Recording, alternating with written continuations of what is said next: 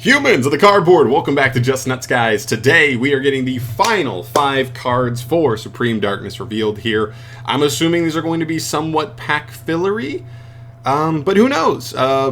If you know, and to be fair, like, it feels like we haven't seen much pack filler for this set overall. Like, it's been legacy support and we just went through like our slew of like 4 or 5 like just actually good generic cards. Like, I wanted to make a video talking about how I was kind of underwhelmed with the set, but the last 4 days have definitely helped with that, right? Well, Charmy, a good zombie like field spell, the new Link 1 for machines, and the new Link 4 revealed yesterday. Like, it's kind of been a lot of free agents that are going to help the set's value overall. It's changed the way I view the set for sure. I still want to do a discussion about it overall, and we'll talk about that. And I haven't even looked at the set overall like that with everything, but we also need to factor these cards in. So let's get through these cards today, and let's see if there's anything spicy here finishing out the set. So starting off here, we have this guy. Whoa, this guy looks crazy. Looking like a level 8 fire warrior, but we'll get more deets on that in a sec. Very cool artwork on him though. This is Great Knight of the Red Lotus. Oh, Red Lotus guy. I remember Red Lotus. I used to think his art was really cool. So a revamped version of Red Lotus. They've been doing this though. They've been revamping like old cards. Not even cards that were like crazy good at any point, but like cards that I remember at least. Alright, level 8 fire warrior, just like we thought. So, you know, maybe in for noble support? We'll see. 21, 18 for the stats. He cannot be normal summoned or set. He must be special summoned from your hand or graveyard by shuffling up to 3 non-effect monsters from your graveyard into the deck / extra deck. Interesting. Into the deck / extra deck? You can only special summon a Great Knight of the Red Lotus once per turn this way. He gains 800 attack for each normal monster shuffled into the deck for its special summon. Okay, so if you shuffle 3, he's going to go up to 4,500, which is huge, but I would assume you wouldn't want to have to do all of that. Second effect, once per turn, you can target 1 monster on the field and 1 non-effect monster in your graveyard. Destroy the first target if you do special summon the second target. Yeah, it's cool flavor that they're making a new version of Knight of the Red Lotus, but this card is not. This card takes too much setup and is like already asking you to play a bunch of poop in your deck, basically. I know the Primite engine helps you put non-effect monsters into rotation, but like, still not good. Still not like even once you get him out, I'm still like, what's he do? He's a beater that can maybe just pop a monster and reborn a vanilla. But also, if you're playing Primite, if you use the second effect of Lordly Load, you're locking yourself out of even using this effect anyway. So I don't know. This card's more fun. It's more cheeky. It's definitely a more casual level than it is competitive for me. Next up here, we move to Goddess of Duality. Again, another old classic card. A lot of old players know this artwork. That's cool. So she is same stats, level 3 light fairy, 950 attack, 700 defense, 2 hard once per turn effects. If this card is normal or special summoned, you can add 1 monster from your deck to your hand with a coin tossing effect. Huh. That's funny. Is that like actual good Arcana Force support? We saw the new Arcana Force stuff. Like, this just searches all the Arcana Force monsters. Like, low-key, this actually could have a home. I know there's like a girl who like actually has almost similar artwork to this, but like she just on normal summon searches a flip monster, which like doesn't make sense. And like this effect too is like obviously like not supposed to be super competitive, right? Coin tossing effects like inherently are telling you that it's like not a reliable strategy. But something like the new Arcana Force cards definitely like makes that a little more interesting for sure. Also, during the main phase, you can toss a coin and call it. If you call it right, the attack of all face-up monsters you currently control become doubled until the end of this turn. If you call it wrong, send as many monsters you control as possible to the graveyard, and if you do, draw 1 card.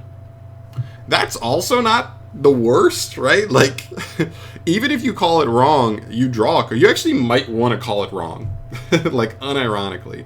Because then, like, if your play was just normal summon her, search an Arcana Force, Extender, whatever, and then use this effect, and like you almost want to send her because you just want to draw, so she becomes a +1 like that. That'd be cool. Yeah, that's actually like not a complete throwaway card. It's probably not going to see any competitive play, but it's cool. Alright, we also saw another dragon similar to this guy end up being a decent card. This is Light Storm Dragon. Level 9 Light Dragon Synchro. Weird level. Normally we see 8s a lot of the time for dragons like this, but we'll see.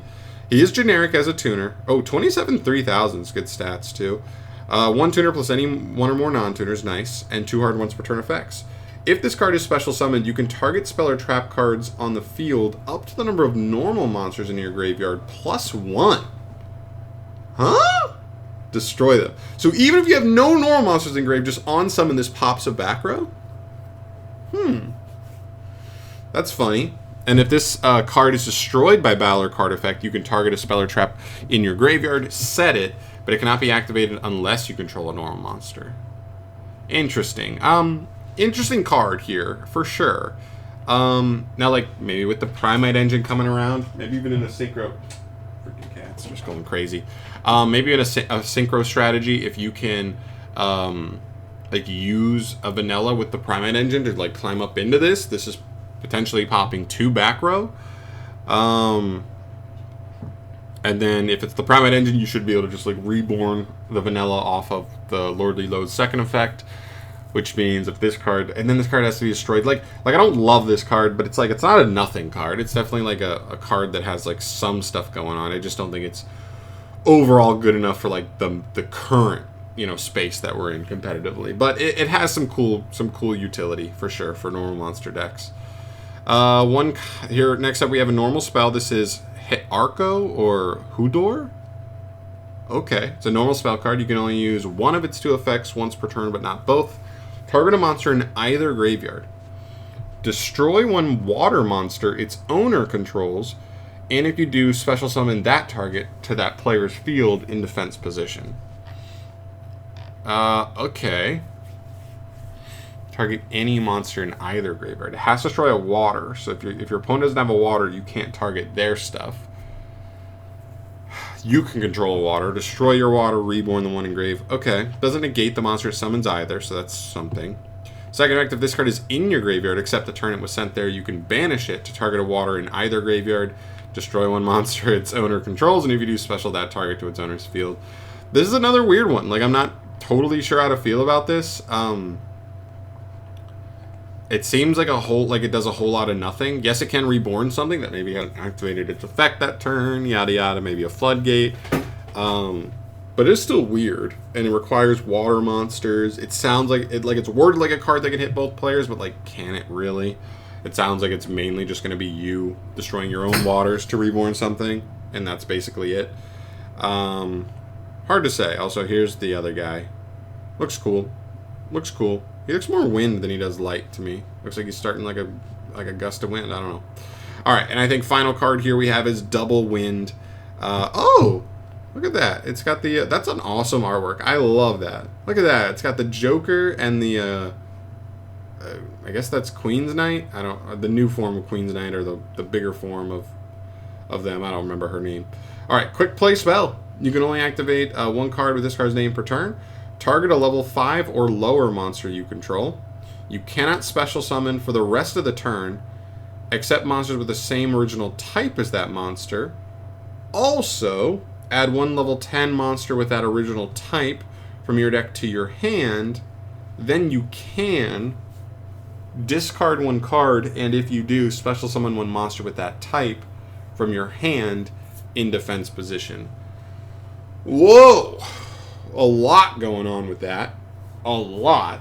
Okay, so you're targeting any level 5 or lower monster you control, which is nice. I like that it's lower, so it means even if you just normal summon, you can still target something. You're locking yourself out of special summoning except for monsters with the same type. So if you want to be playing a mono-type deck.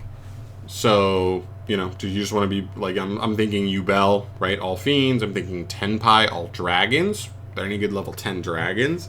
So then you add a level 10 monster with that same type.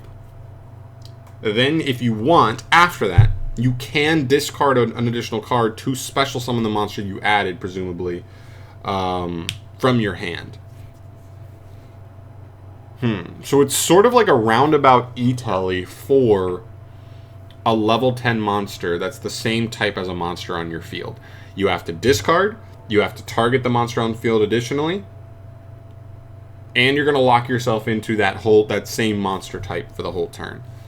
This is not a nothing card to me. I do think this card has like some spicy things going on, but it does feel like it's going to need a very specific archetype slash good level 10 target to like make this card actually worth it. Wasn't there a card recently that was like a level 10 and like when it hits the field it's really good, but we were like, how are we getting this on the field? Maybe this is the kind of card that could make a card like that cool, but I don't know what this would be, what specific situation deck-wise would like take advantage of this right now. But I definitely want to look, after this video, I'm definitely going to take a look at level 10 options to see if there's anything that you would want to summon in that way. Nib is 11, right? Okay, I was going to say, like, if we play this in a rock deck, we could just search Nib. Like, that's crazy. But I think Nib's 11, not 10, so that doesn't quite work. I don't know. I'm going to have to look in the off time, but very cool. That's actually pretty interesting. So I would say for me, the most interesting one, this guy, like, again, cool flavor, cool at the revamping, that old card, but it's still pack filler to me. This card's low-key just a little bit interesting. I don't know if this works with Arcana Force or not, but it seems like it might have some good synergy. It might be worth it. Their new support is pretty decent. This card's, I don't think it's going to see any play. It's interesting, but because it's so built around normal monsters, I'm just not sure. It's going to be there. This card just seems like it does a whole lot of nothing. Like, it's a lot of words that just are basically saying you're just replacing one monster in your field for another and kind of negging while you're doing it. And then this card's interesting. This card's really interesting. We'll need to do more research on this. This could be interesting. And then it's a quick play too, so potentially even summoning something on the opponent's turn. That could be something. We'll have to see. It's going to come down to level 10 targets for sure, and what like pure like monotype archetypes can like afford to play a card like this. But interesting card nonetheless. But I'm out of here for today, guys. Thank you so much for watching. As always, let me know your thoughts down below on some of these cards here, specifically Double Wind, and I would say, I guess, this girl. I think I'm the most interested in and most intrigued in as pack filler that maybe could actually have some legs going forward. So I'd love to hear your thoughts there. Let me know if there's anything spicy and situations you think they could come up in, and even any of the others if you also think they have some cool, potential. I'd love to hear that down below as well. But I'm out of here for today. Thank you so much for watching. As always, guys, subscribe to the channel for all things Yu-Gi-Oh! News. This does officially end off the Supreme Darkness reveals, but we still need to see, the final. We still need to see what's going on with the final archetype from Terminal World. We still need to see the new reveals for some of the December sets that are coming out in Japan. We still are gonna, and then after a month or so, we're gonna start getting into the next core set anyway. So there's always stuff right around the corner. It's one of the great things about Yu-Gi-Oh! Is how consistent they are with news, and I'm bringing that to you whenever it comes. So subscribe to the channel, stay up to date on all that stuff, and I will see you guys in the next video. Thanks for watching. Peace.